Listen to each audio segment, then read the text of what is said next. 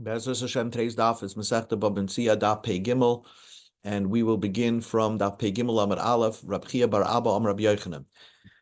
The Gemara is discussing over here that Rabbi Meir said in the Tana of the Mishnah, who is Rabbi Meir, said that if you trip, you carry a barrel, somebody's barrel. Let's call up the Mishnah.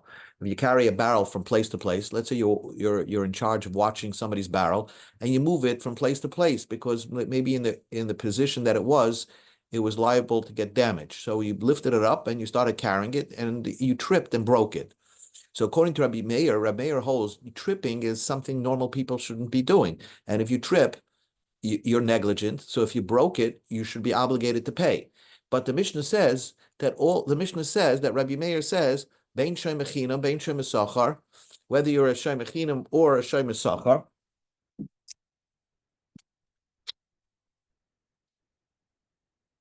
Bein Shay Mechinam, Bein Shay Mesachar, whether you're a Shay Mechinam or a Shay Mesachar, all you have to do is swear, and you're not liable to pay. So the question is why? You were negligent, and negligence, the pshia should be the shomer should be held accountable. So the Gemara says like this. So Rabbi Chia bar Abba Rabbi Yochanan explained, Chachamim said that you can exempt yourself from paying by making this swearing that you really weren't at fault and you tripped by accident. If the Chachamim did not make such a shvua, nobody's going to move a barrel of his friend from place to place. Because if you're watching a barrel and you see it's about to get damaged, you're not going to want to pick it up and move it, because if you're going to trip and be held accountable, so you're not going to protect the barrel. So you're not going to protect the barrel. And therefore, very simple. The Chachamim made a way that an exemption over here, that normally we hold tripping, you're considered negligent, but over here, all you have to do as a shomer, make a shvua, and you're not held accountable. What should you swear? Rava explained, shvua, you swear, it wasn't on purpose that I broke it, and therefore you're not held accountable for it. So that is Rabbi Chia bar Abba, in the name of Rabbi Yochanan, explanation of what Rabbi Meir's opinion is. But not everybody holds like Rabbi Meir that tripping is considered a negligence. Rabbi Yehuda holds that tripping, when you slip, it's considered not a negligent, but it's not considered like an oinus, that it's not your fault. It's somewhere in between. So therefore, if it's somewhere in between, it's similar to if an item, if under your watch, gets stolen. And therefore, Rabbi Yehuda came to say, if you're a shomer, unpaid watchman, you swear that you didn't do it on purpose, and then you're not held liable. But if you're a paid watchman and you trip, well, that's something that you should be held accountable for. It's not, you can't say it's an oinus, it's not your fault, a mishap, and you can't, and therefore it's a little bit more to the left of that it is your fault, and you're a paid watchman. You should make sure you don't trip. So Yishalim, Rabbi Yehuda holds you pay. Haki dinei, haki dinei. That's the normal dinim of a Shay Mechinam. Shay Mechinam has a lot of exemptions, and Shay Mesachar does not have an exemption because he's a paid watchman. And then there was a third opinion. Also, Rabbi Lazar said he said, yes, Gemara Karav Meir. I know the traditions like Rav Meir, that you swear, and no matter what, the Shay Mechinam or Shay Mesachar, you swear, and you're an exempt miu. However, Tamiyani im Yecholim zel shava. Rabbi Lazar was questioning how the shvua can work in an exempt you. So Bishlam Shay Mechinam mishtabeya shloi pashaba. He swears that he didn't do it on purpose, so then he gets an exemption. Ala Shay Mesachar. Why would a Shay Mesachar swear? In other words, Rabbi Elazar agrees with the understanding of Rabbi Yehuda that tripping is not a negligent act. It's not an oinus. It is something in between. And therefore, why would a Shay Mesachar be allowed to swear and exempt himself? Ki loy pasha nami boyel shalume. Even when he's not negligent, he still has to pay.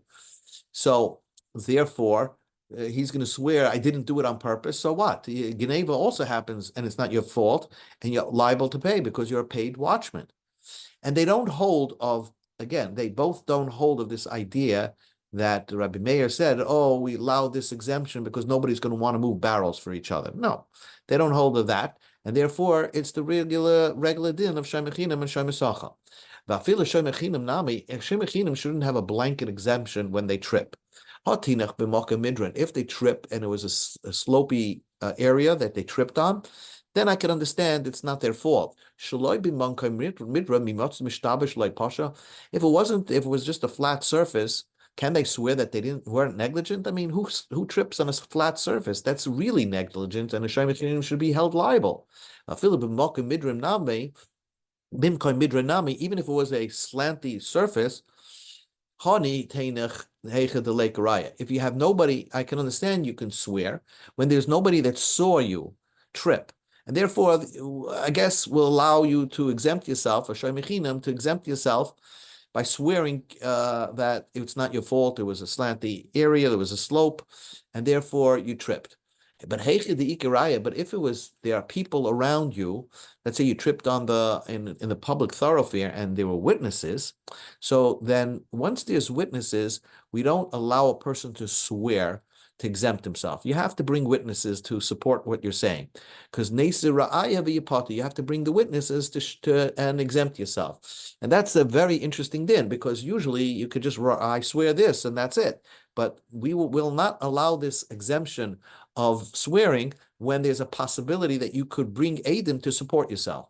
The Tanya, we learned in the Brisa, Isi ben Yehuda says, Ein roya shvuas Hashem tia ben shneim, that if there's nobody watching you, then you make somebody swear. Ho yesh raya, but if there's witnesses, yavi raya v'yipata, then you have to bring proof that you get, and then you'll be exempt. So because of that, therefore, Rabbi Lazar was concerned that there's very limited scenarios where a Shaymechinam will be able to swear and exempt himself. So he didn't really fully understand what's the possibilities a Shaymechinam could exempt himself. And even a Shaymechachar certainly can't exempt himself, because a Shaymechachar is always obligated for something that is not an oinus, is not a mishap. And if it's something that, you're paid watchman, you should be more careful. So that's the only one that holds that you could exempt yourself is Rabbi Meir, but other Tanoim disagreed with that. Now we just saw this opinion called Isi ben Yehuda. Let's just highlight him. Isi ben Yehuda said that you're not supposed to be. We don't allow a bezdin to make somebody swear when there was a possibility that the person who's supposed to do the swearing could bring Eidim. To bring Eidim to support himself. Says the Gemara, Hahu Gavra, there was this person, he was carrying barrels, not his own barrel, a barrel of wine, in the marketplace in the streets of Mechuzah. Usvara beziza de Mechuzah. Apparently there are protrusions out of the wall of the walls of the Rishus Harabim. I guess if you get too close to the wall, you actually could hit against one of the protrusions coming out of the wall. So, and he broke the barrel. So he felt that it was not his fault. He also maybe carrying this big barrel, he didn't see the protrusions. So I guess it was an oil spill, call it that way. Also, the coming to Rava, they came to Rava, on the streets of Mechuzah, there are many people walking around. Bring a proof that you weren't negligent, that you didn't do it on purpose. Bring witnesses, and then I'll exempt you. Amalei Rav Yosef Rei, Rav Yosef, the son of Rabba, said, "Come on, who are you going to be holding like? Ki isi, like isi, that whenever there's a possibility to bring Eidim, you don't allow the subject person to swear. Amalei in yes, ki isi usvir lankavase." Rabba said, "I hold like isi." Says the Gemara, Hahu Gavra, there was this person, the Amalei Lechavre, that said to his friend, Zil Zavin li Abba Meyazuzi Danu Dechamre. Man gave his friend money and told him to buy 400 barrels of wine. Okay, a huge amount. So he gave the wine. Azil Zavinli. So the person went and bought the barrels of wine on behalf of his friend. He has to make delivery on that wine. L'soif Asli Kamei, and then he came to his friend that gave him the money and said, Amalei, he said, Zvini loch Abba Meyadan Dechamre. I followed through on your orders, took the money, and bought 400 barrels of wine. Uskifulahu. But the barrels of wine became vinegar. So it's not my fault. It's spoiled. Now, what's the guy gonna suspect? The guy is gonna suspect that maybe he bought vinegar. He bought vinegar and pocketed the difference between vinegar and wine. So he's lying. So did he buy wine and it turned vinegar? So then it's too bad on the sender, or did this person buy vinegar and kept the difference between vinegar and wine? Also, the comment that came to Rava Amalei. So he said, "Arba mea dana dechamet kifa kala isleil misa." If 400 barrels of wine go sour, everybody hears about it. And let's zil icy rice. So bring me proof that mikara kimizmamte lechamram al yahava vipata. Go bring me proof that you bought wine, and when you bought it, it was wine. In other words, this kind of a loss, this kind of an order of buying 400 barrels of wine, so is a major order, right? And therefore, it's highly unlikely that that when you bought it, it actually turned sour right away. It probably when you bought it was vinegar already. Other than that, since it's a major order, so you have to prove that when you bought it, it was actually wine. And then somehow it turned vinegar right on you, and you made a stink in saying, "Hey, my wine, I just paid so much money, and this turned vinegar." So some people have to see this play out to prove that what you're saying is the truth. Other than that, we're not going to believe you. We're going to assume that you had a arrangement that you bought vinegar and kept the extra money. So why can't he swear? Amalei Rav Yosef Bereis. Rav Yosef says to his father, Isi, are you going to Paskin like Isi? Amalei en Kisi like Isi ben Yehuda Svir Lankavasi. I hold like him, and therefore I hold like Isi, and therefore I'm not going to make him swear and say, "Oh, it turned vinegar." I don't trust people with a shvua. If there's a possibility of him bringing witnesses, that will make me more comfortable. Askin Rav Chia bar Yosef b'Sichra. Rav Chia bar Yosef established in the city of Sichra. Haini, and these are following rules. Hani dedari ba'agra ve'itvar. A man was carrying something in a pole. Let's say a pole that's carrying items, two items, and then it broke. Now, when you carry with a pole items, right, pekalach, so it's possible that the item could be more than enough if you're carrying one item, but it's and you're one person, but then it might be too small if you're carrying if it might be too small if you're carrying it with less than two people. In other words, you're thinking that you don't need an extra help to carry the pole. You can do it all by yourself. And that's how the mishap happened, that you thought you could carry the pole with the items, and you realized that when after it broke, that maybe you should have had two people help you. You should have had a helper carry this pole. So karv la'onis, it's very close to an onis. The karv la'pshia, it's very close to a mishap, but it's also a little negligence. Why didn't you get somebody to help you out? So he said, nishal and palga, any mishap, you pay just 50% of the damages. Bedigla, but if you're using this thing called a digla, which is a type of tool to carry items, but it's clear from the instruction manual on this tool to carry items that you need two people to help you. And if he's one person and tried to do it all by himself, Mishalim Kula, he pays the entire amount because he obviously didn't follow the instructions of this digla and tried to do it all himself, and therefore he broke the items. So he's held liable because of his negligence. Says the Gemara, Rabba Bar Chona, Tvar Lehane Sheklui Chavose Dechamre, that he had workers that were carrying barrels of wine, and he felt they were negligent, then they broke his barrels of wine. So Shaka Glimayo, he confiscated their coat. They had a coat by him. Let's say they had a coat and left it by him. He confiscated and didn't want to return it because he felt they were negligent. Also, Amr le Rav. So the workers came to Rav, and that this is what Rabba Babachana is doing. He's not giving us back our coat. Amalei Havle Glimayo. So Rav ordered Rabba Babachana to return the coat back to the workers. Amalei Dinah, is that the halacha? They were negligent. They owe me money. Amalei, so Rav told him, yes, you're right, but you should go above and beyond. You have to go in the good path. Yavle glimayu. So he returned to them their clothing, their coat. Amrle, the workers said to him, here's the chutzpah, Ani, we are poor. V'tarchin and kuliyami, we worked very hard the entire day. V'chafina, we are hungry. The less lemidi, we have no how to pay food. In other words, you owe us money for working for you.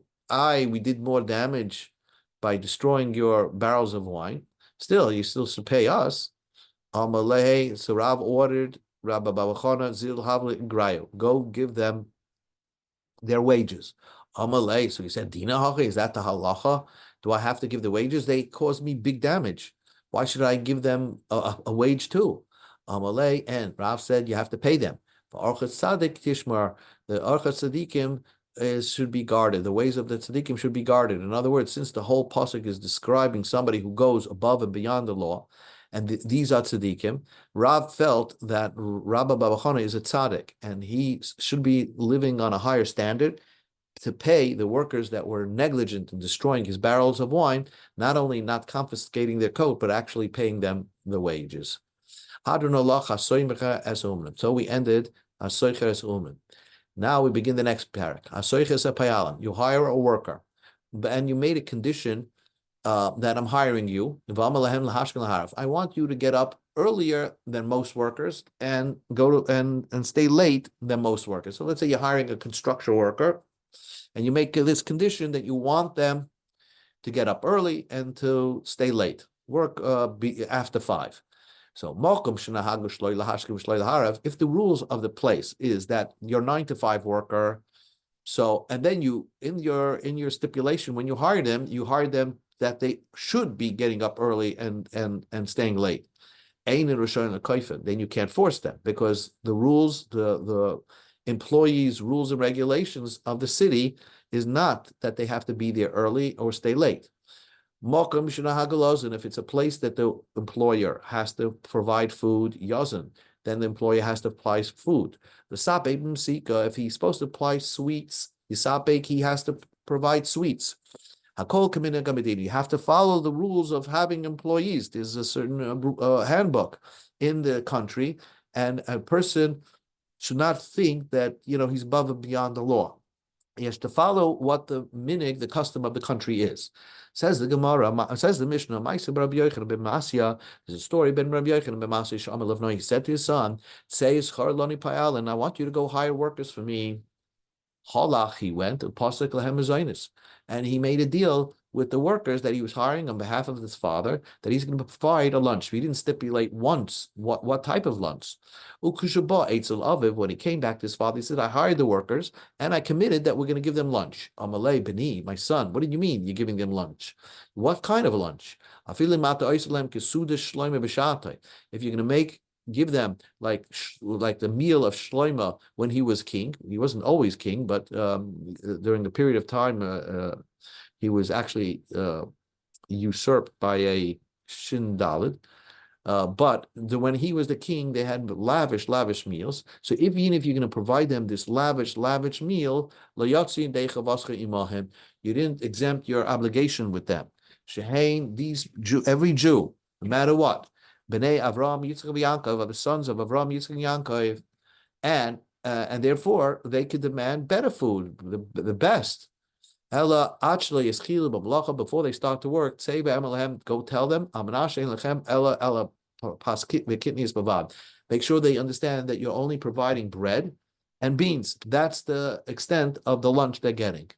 And that's make sure they don't start, because once they start, then you're obligated to provide a full-blown meal for them. Says the Mishnah, Reb Shimon ben Gamliel says, he didn't have to say, because hakol kamina kamadina. Everything is the way of the country. And even if you're hiring Jewish workers, but if there's a handbook that the country has, a rule book that you're supposed to follow, and no rule book is going to say that an employer has to provide a full course king's meal for his worker.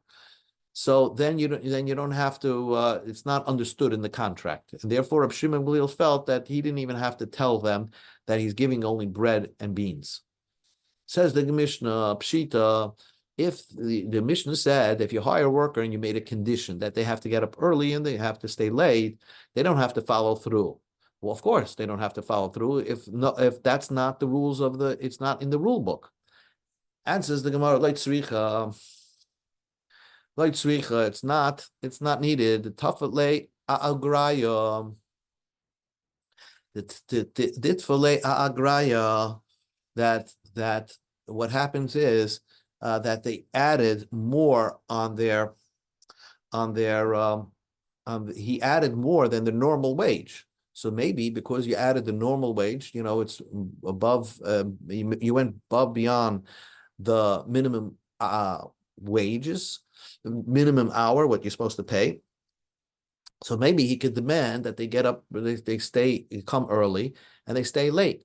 So I would have thought, Amaluhu, you can tell the person, hi, the reason why you added to your normal wages, because my condition was that you would come early and stay late. That's why I'm adding to your wages. Kamash Malan, from here we see, the Amalei, they can tell them, hi, the tafis lan, the reason why we agreed to take a little extra wage because we're going to do a very nice job for you, but we don't want to wake up so early and stay late. We have families, so therefore they don't have to follow through on that condition. Since it's not the normal of a workers to come early and stay late.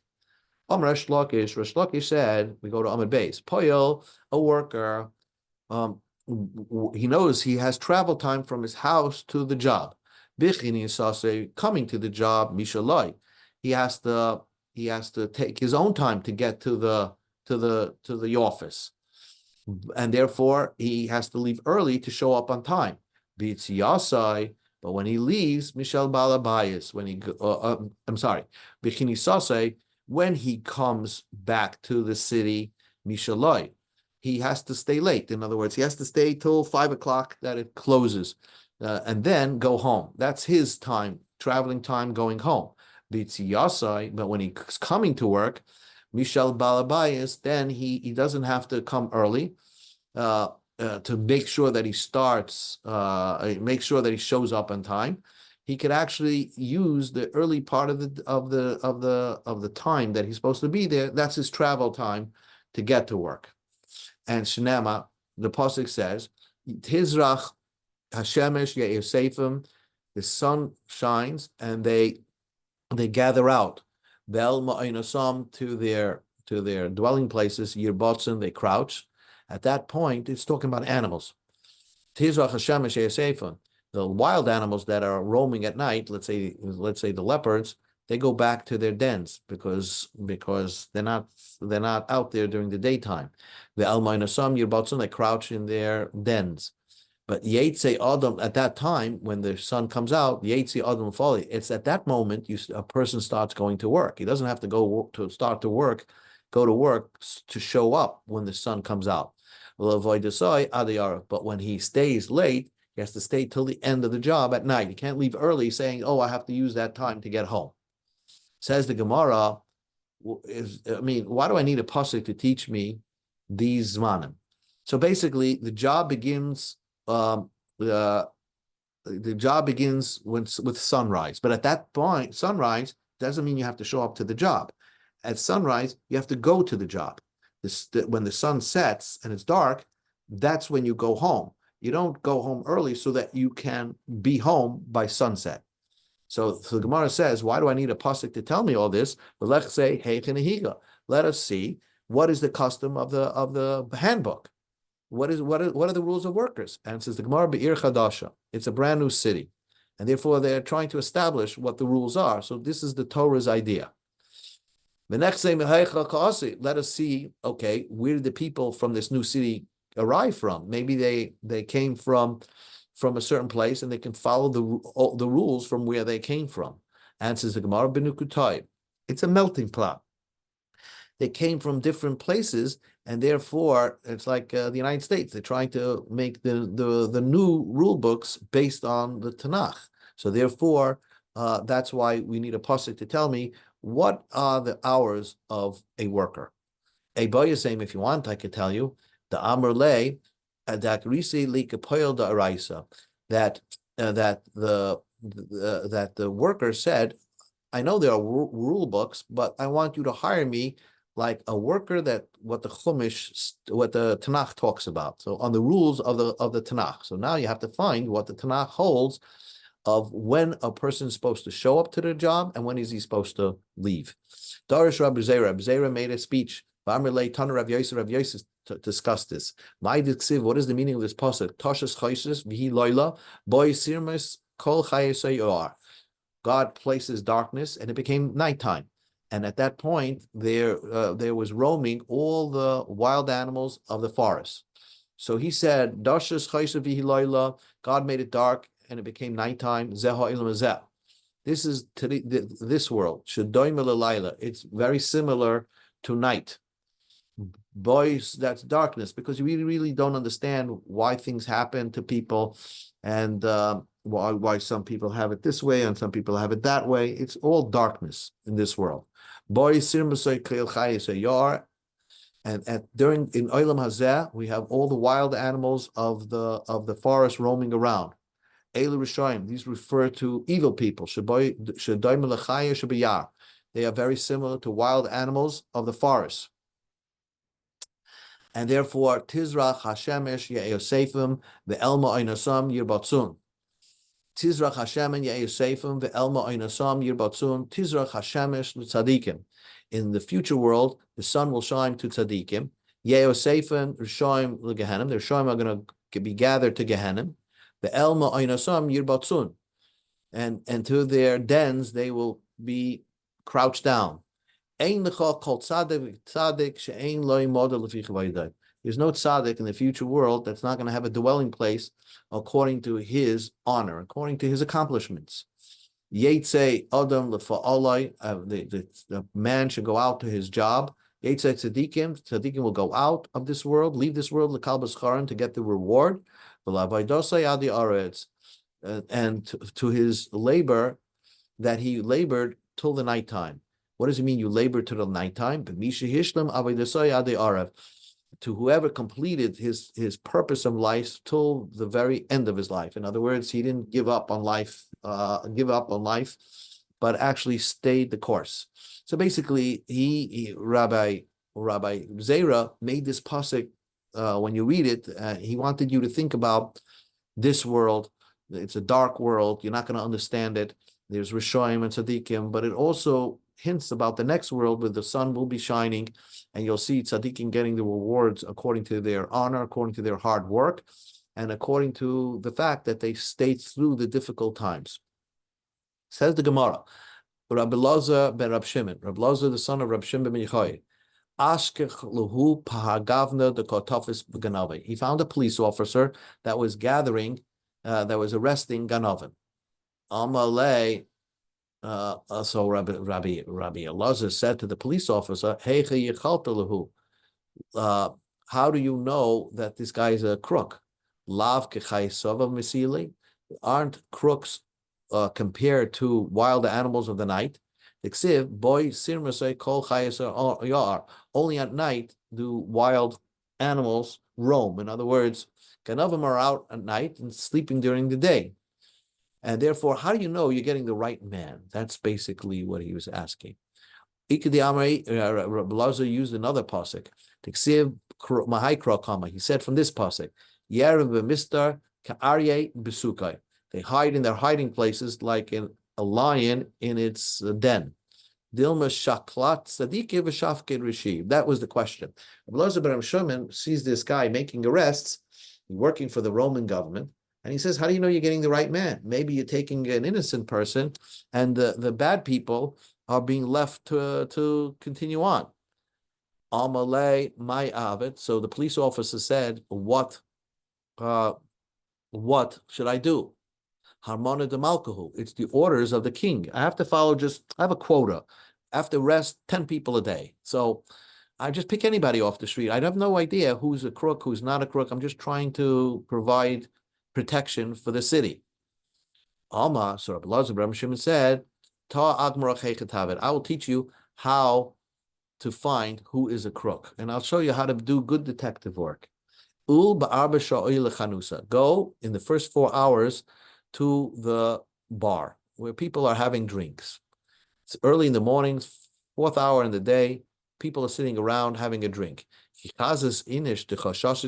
you see people that are drinking wine, and they're holding a cup in their hand, and you see he's dozing off. Now, he should have had a good night's sleep, so why is he dozing off? Shal ilave, ask about him. Find out, investigate what he does for a living. If he's a rabbi, a Talmud Chacham, Benoim, and he's dozing off. So I can understand why, because he didn't just get up 4 hours ago. He got up like at 3 in the morning. Aktume kadem legirsai. He got up very early to learn. So therefore, he's certainly an innocent person. Ipoil, who, if he's a worker, right, a worker, he works for the transit authority. Kadem ka'avid avidite. He got up very early to get to his job. So I understand why 11 o'clock in the morning, if he's by the bar, he's dozing off. He was up 5 in the morning. V'i avidite belayla, and if he's a person that works at night, radude radad.